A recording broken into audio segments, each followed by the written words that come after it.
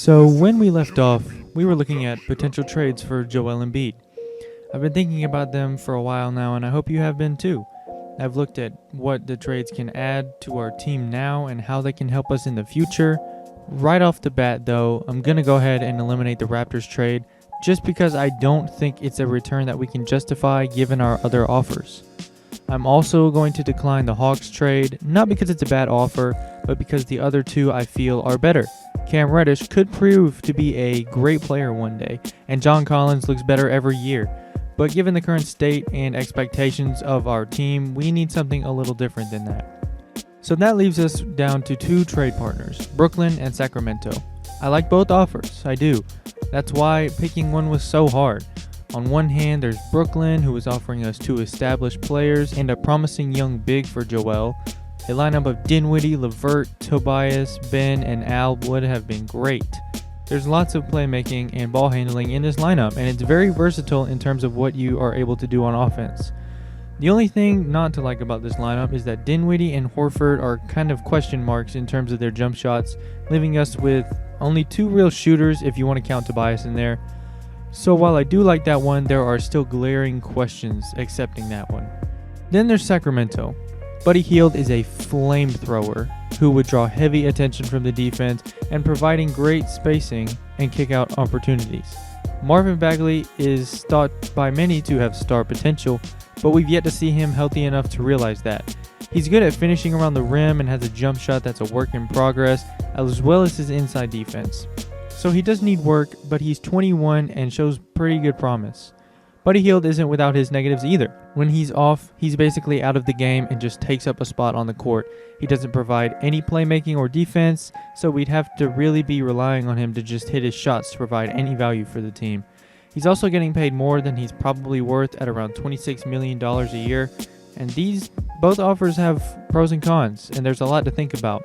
I'll get back to you later when I have come to a decision. So, after thinking and keeping an ear out for any other offers, I've finally come to a decision. I expressed my doubts to Sacramento and they understood being hesitant to trade away a superstar, so they were willing to work with me.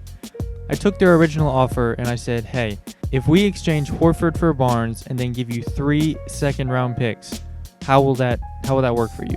And their GM said he had to think about it for a little, which I understand. And he said in the end that he decided that since they are both making similar total money and they're getting Joel in seconds as their compensation, that this trade makes it worth it for the middling franchise. So you heard that right. Bagley, Buddy, and Barnes are new members of our 76ers squad. All things considered, I think we managed to get a decent return while also making our franchise player happy. We're sad to see Joel go, and we wish him and Al the best in Sacramento. So that's done, and our team looks pretty different. Not only on the court, but in the front office.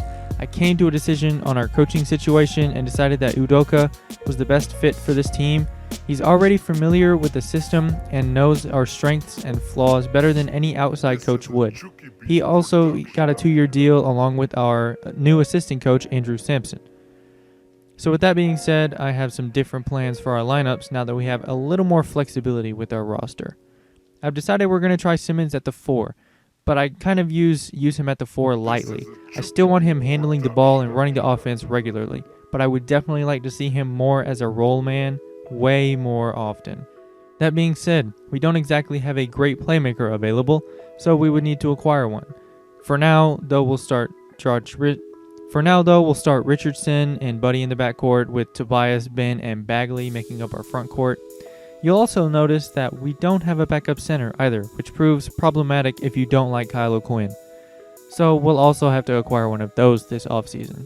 I apologize in advance for the draft experience. We are starting in the offseason because that's when the 76ers were eliminated. But with the way 2K has things this year, it's a new draft lottery after going a season. So it's a bit messed up. Also, the servers are messed up, so I can't download a draft class. We have auto-generated guys this time around.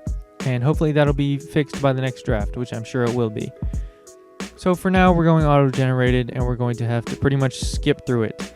We end up snagging Tracy Love in the second round, who is a shooter who can hopefully develop into a decent 3-and-D guy. So free agency is also messed up.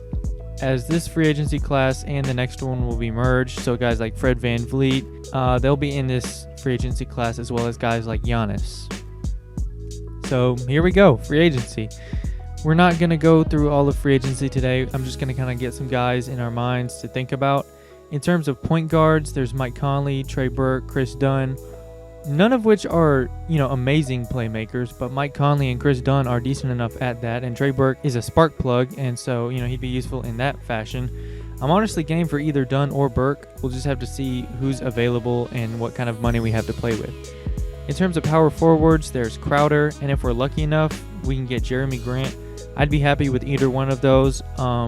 Crowder is probably more of a realistic option just because he's older and is looking for less of a contract and, might just take a minimum.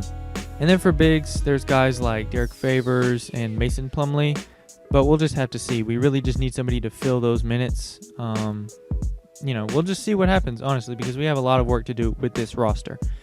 There's some decent guys out here, and we'll just have to figure out who fits the team best and who doesn't. What do you guys think of the trade that we made?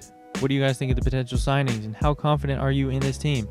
I'm feeling pretty good about this team next year. I think once we get the kinks worked out, that everything should run pretty smoothly, and I hope you guys are excited as I am for the new season.